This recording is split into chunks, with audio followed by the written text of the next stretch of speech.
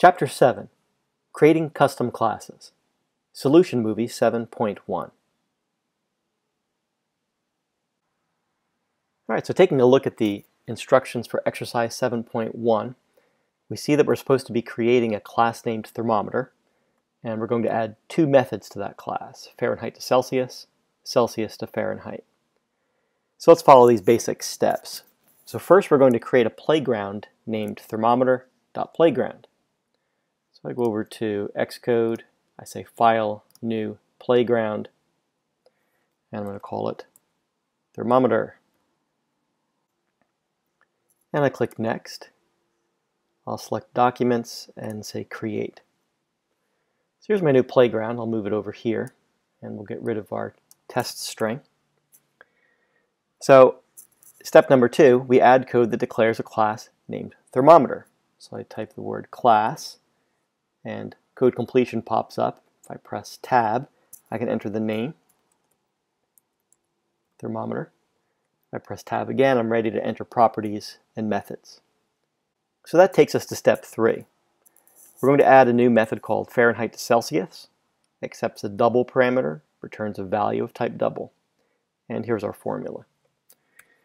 So I press the delete key and press return to give myself an extra line of empty space. And I type the keyword func for function. And we say Fahrenheit to Celsius.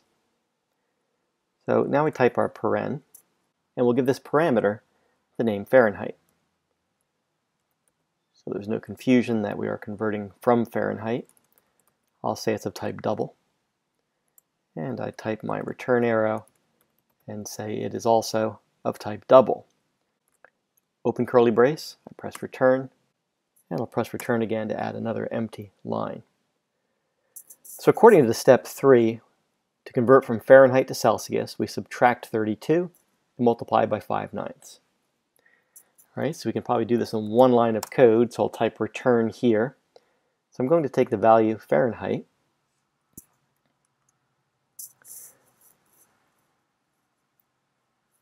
and I'll start by subtracting 32. And it says I then need to multiply by 5/9.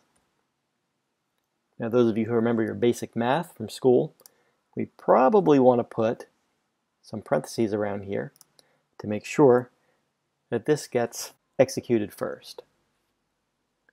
So now we have Fahrenheit minus 32 times 5/9. Okay, step 4 says we need to add a method called Celsius to Fahrenheit, and again it should accept a parameter of type double and return a value of type double. So below here I'll add a function called Celsius to Fahrenheit. This time we'll call our parameter Celsius. It is of type double. And our return arrow, and we say we're returning the value of type double. Okay, so again we can probably put our formula on a single line.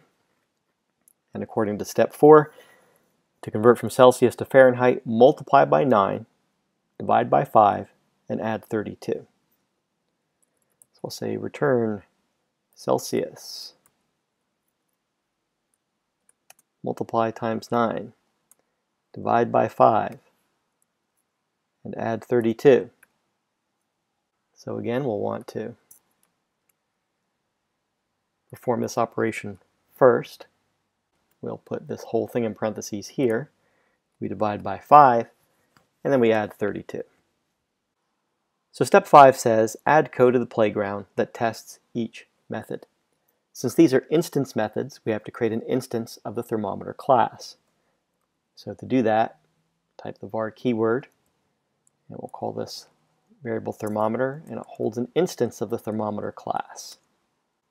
Let's actually try a few different things.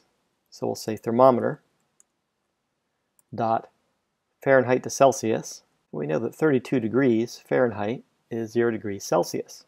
We're good to go. In fact, I've even brought up a Fahrenheit to Celsius converter, so we could try other values, like maybe 10 degrees. Let's see what that gives us. Sure enough, it's 12.222, etc. And we can try something like 100 degrees.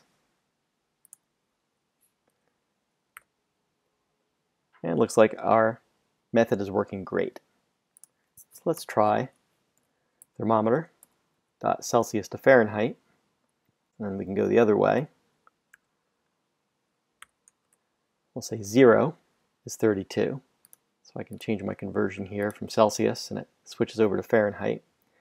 So if I were to do 100 degrees Fahrenheit, it should be 212, and it is. Let's see what 75 degrees Celsius is. 167 Fahrenheit. Pretty hot. So it looks like both of our new instance methods are working great.